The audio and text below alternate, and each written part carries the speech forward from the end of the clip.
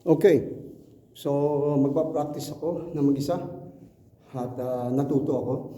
Pero mga ilang oras din, siguro 2 oras bago ako nagamay itong boarding board ng table tennis, no? So maski wala akong kalaban, pwede na ako maglaro. No? Nung una talagang daming bola nakakalat yan. Siguro 2 oras din talaga.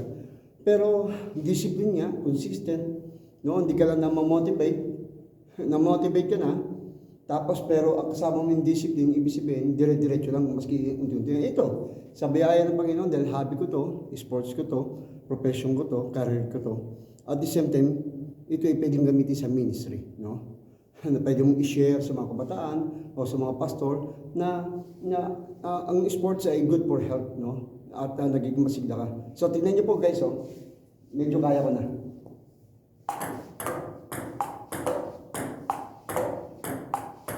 So, maski wala akong kasama, maski wala akong kalaban, nakakapaglaro na ako. So, backhand, forehand, drive swing. Di ba guys?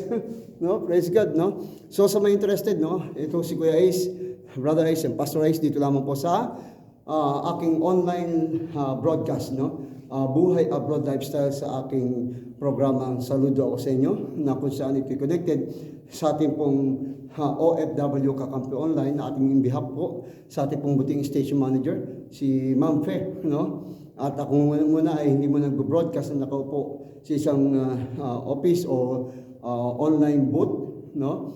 On air.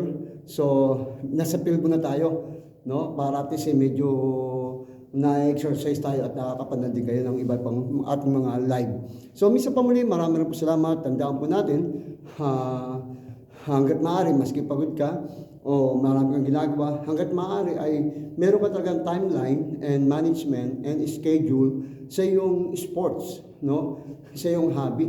Kasi, nakakatulong talaga to sa katawan, no? So, minsan pa muli, sa mga interested, kung kayo nandito sa South Korea, na malapit sa Incheon, no? Kung kayo Incheon malapit lang, no, ng magkakapitbahay, message me, PM me, DM me, or call me, no? At willing po si Kuya Ace, Brother Ace, Pastor Ace na mag-train ng basic, no? Basic sa serve, basic sa drive, basic sa blocking and backhand, forehand, mga step, mga exercise.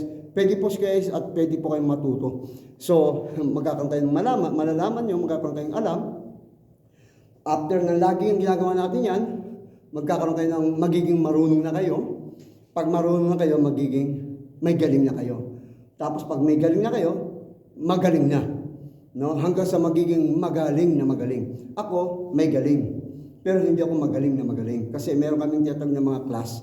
Class 8, class 9. Ako class 8, class 9 ako. No? So, class 9 ako. Kung sa iba naman, class C. No? Ako ay class B8. No? So, ibig sabihin, magaling na.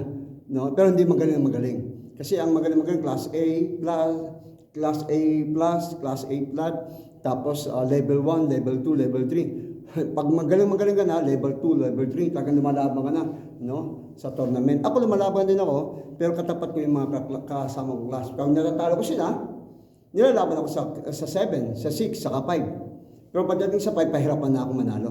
Pero mostly natatalo ako. Pero nananalo rin ako. No? So, yan lang po yung sinasabi ko sa inyo ang aking true to life story. Buhay OFW personal testimony bilang isang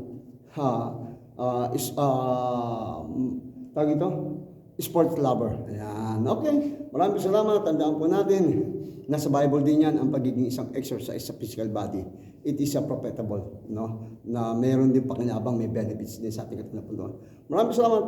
God bless you. Saludo ako sa inyo. Bye-bye.